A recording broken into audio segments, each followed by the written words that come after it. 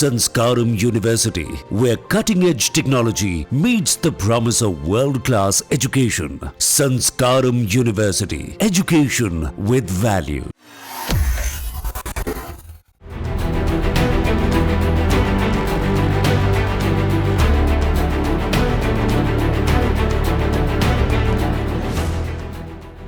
भारत के संसदीय प्रतिनिधिमंडलों ने शुक्रवार को रूस, जापान और यूएई के शीर्ष अधिकारियों से मुलाकात कर उन्हें आतंकवाद के खिलाफ भारत के कड़े रुख से अवगत कराया। इसके साथ ही ऑपरेशन सिंदूर के बाद आतंकवाद से लड़ाई और कट्टरपंथ से निपटने में सहयोग बढ़ाने पर विचारों का आदान प्रदान भी किया। भारतीय प्रतिनिधियों ने आतंकवाद विरोधी लड़ाई पर रूस के साथ व्यापक चर्चा की और ऑपरेशन सिंदूर के बारे में रूसी पक्ष को जानकारी दी। रूस की तरफ से भी ऑपरेशन सिंदूर को लेकर कहा गया कि रूस आतंकवाद के खिलाफ लड़ाई में भारत के साथ खड़ा है।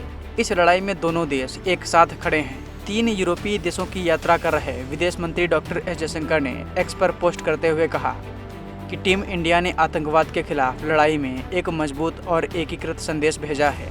द्रमुक सांसद कनिमोझी के नेतृत्व में सांसदों का प्रतिनिधिमंडल पाकिस्तान प्रायोजित आतंकवाद के बारे में अंतर्राष्ट्रीय समुदाय को अवगत कराने के लिए 5 देशों की यात्रा के पहले चरण में इस समय रूस में है। डीएमके सांसद कनिमोझी ने रूस में कहा कि हम अपना रुख स्पष्ट करने के लिए यहाँ पर आए हैं। इस प्रतिनिधिमंडल का रूस में होना बहुत महत्वपूर्ण है। रूस हमेशा से ही भारत के लिए एक बहुत ही महत्वपूर्ण रणनीतिक साझेदार रहा है। 80 वर्षों से हमारे बीच बहुत मजबूत द्विपक्षीय संबंध रहे हैं।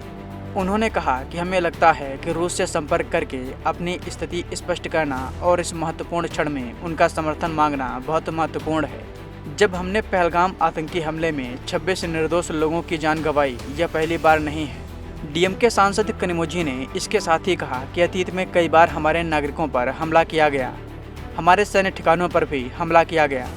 भारत ने हमेशा शांति की तलाश की है और हमारे कई नेताओं, जिनमें वर्तमान के प्राइम मिनिस्टर पीएम मोदी भी शामिल हैं, उन्होंने संघर्ष को हल करने और शांति स्थापित करने के लिए ईमानदार प्रयास किए। लेकिन आतंकवाद को लेकर पाकिस्तान के रुख के कारण हम ऐसा नहीं कर पाए। उन्होंने आगे कहा कि आज हम न केवल भारत सरकार बल्कि भारत के लोगों के संदेश के साथ रूस आए हैं। उम्मीद करते हैं कि दुनिया आतंकवादियों के खिलाफ हमारी लड़ाई में हमारा समर्थन करेगी। हमले लगातार जारी हैं। आज दुनिया को इसे रोकने के लिए एकजुट होना होगा। डीएमके सांसद कनिमोझी ने कहा कि हमने रूसी संघ के पूर्व प्राइम मिनिस्टर मिखाइल फ्राडको से भी मुलाकात की, जो रूसी सामरिक अध्ययन संस्थान के प्रमुख हैं। हमने रूस में विचारकों और सांसदों से मुलाकात की।